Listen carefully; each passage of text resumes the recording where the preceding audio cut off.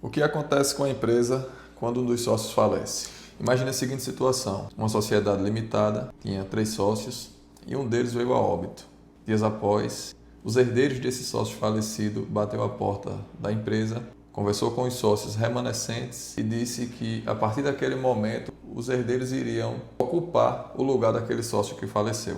Eu pergunto a vocês, essa é realmente a regra geral? Na verdade, a morte de um sócio, ela não transforma automaticamente os herdeiros em sócios dos remanescentes. O que ocorrerá a partir dali depende basicamente de 3 fatores: do que consta no contrato social, documento extremamente importante, a gente vai falar um pouco sobre isso, da vontade dos sócios remanescentes e de eventual acordo que estes sócios remanescentes possam fazer com os herdeiros. E é exatamente isso que irei explicar nesse vídeo, de maneira simples, prática e sem juridiquês. Também irei apresentar para vocês como a holding pode tranquilamente evitar grandes problemas nesse momento. Pelo contrário, organizar e planejar situações de extrema delicadeza como essa e até outras. A empresa, a família desse falecido fica numa situação muito sensível. Por isso, esse tema é muito importante para empresários, familiares dos empresários e para quem está constituindo nesse momento uma sociedade. Então vamos lá. A regra geral, em caso de morte de um sócio, nesse exemplo de uma empresa, sociedade de responsabilidade limitada, é que a participação societária daquele falecido seja liquidada, ou seja avaliado economicamente quanto valia a sua participação e o respectivo valor, posteriormente, ser transferido para seus herdeiros. Essa é a regra geral. Pois é, muita gente confunde. A maioria das pessoas, pelo menos as que eu conversei, imaginam que, em caso de morte, a regra é que os herdeiros daquele sócio falecido ingressem no quadro societário. Essa não é a regra. Mas o contrato social, ele pode prever essa regra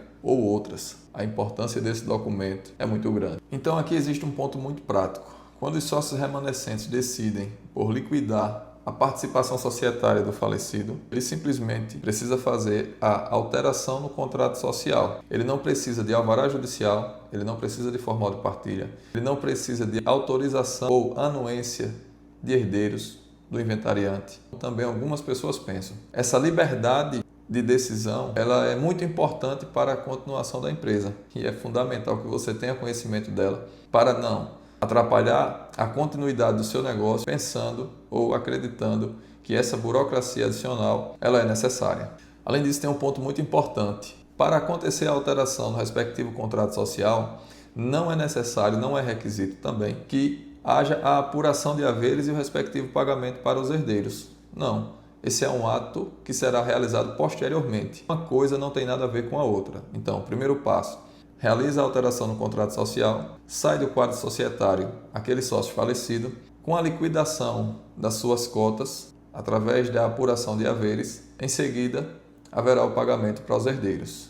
Ora, e se não houver esse pagamento, o que é que pode ser feito? A gente vai falar já já sobre como funciona a atuação do advogado dos sócios remanescentes e da família do sócio falecido. Mas afinal, o que é a apuração de haveres? A apuração de haveres é a avaliação econômica da participação societária, nesse exemplo, daquele sócio falecido. Com a apuração de haveres, a gente vai saber quanto exatamente aquele sócio tem em dinheiro de participação, ou tinha, perdão, em dinheiro de participação naquele negócio.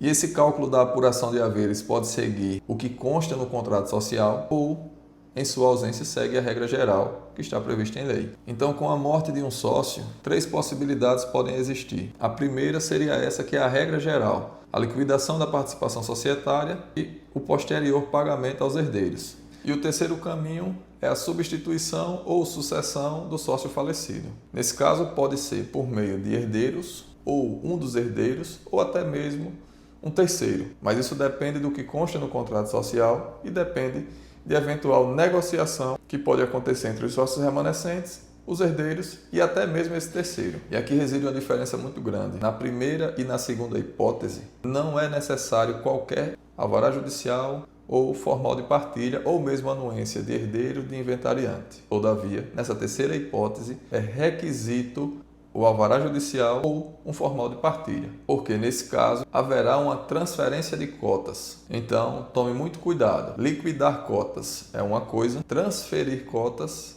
é outra. E as regras do jogo são diferentes de uma para a outra. E agora vem um ponto muito importante. O que consta no contrato social? Vários empresários tratam esse documento como uma mera formalidade para poder conseguir um CNPJ.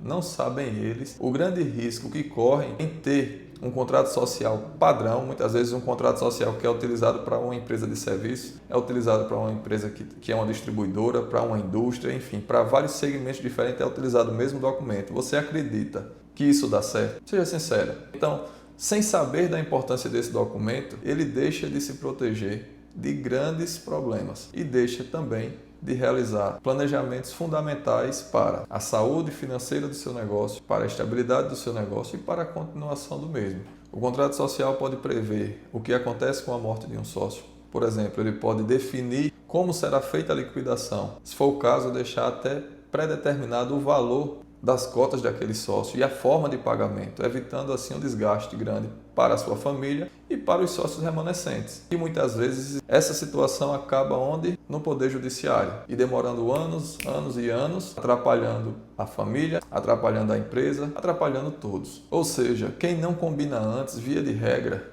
vai brigar depois. E no mundo empresarial, briga geralmente custa muito dinheiro. E quais são os papéis dos advogados quando ele for advogado dos sócios remanescentes e quando ele for advogado dos herdeiros daquele sócio falecido? O advogado do sócio remanescente ou dos sócios remanescentes, ele normalmente vai seguir ou deveria seguir a seguinte linha: deliberar pela liquidação da participação societária do sócio falecido, se for aplicar a regra geral, fazer a respectiva alteração no contrato social, orientar para que ocorra a apuração de haveres e, em seguida, que seja realizado o respectivo pagamento dos haveres que foram apurados. Todavia, se o advogado estiver na posição de advogado dos herdeiros do sócio falecido, o caminho ele é totalmente diferente. O primeiro passo é entender se vai haver alguma comunicação amistosa ou negociada entre os herdeiros do sócio falecido e os sócios remanescentes, ou se perceber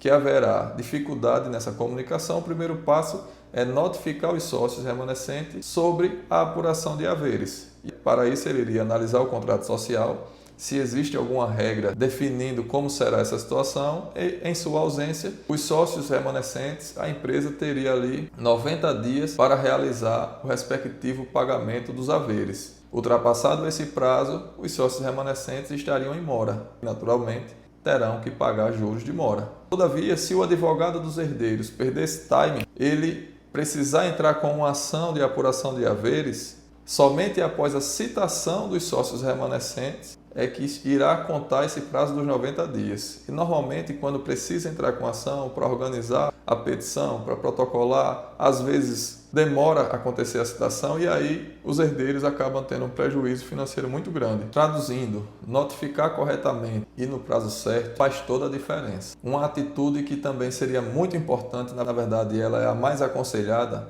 é a criação de empresas com características de holding. Isso mesmo, os sócios em vida, ele realizar um planejamento societário, se for o caso, um planejamento patrimonial também, enfim, planejamento familiar, planejamento sucessório e ali definir as regras no geral. Dentro dessas possibilidades, teria essa situação. Em caso de morte de um dos sócios, o que é que deve acontecer? Tudo definido ali nos respectivos contratos sociais, nos respectivos acordos de sócios, não haverá dúvida e certamente não haverá problema. Ou se houver, será muito menor do que ocorreria se não existisse a figura dessa empresa com características de holding.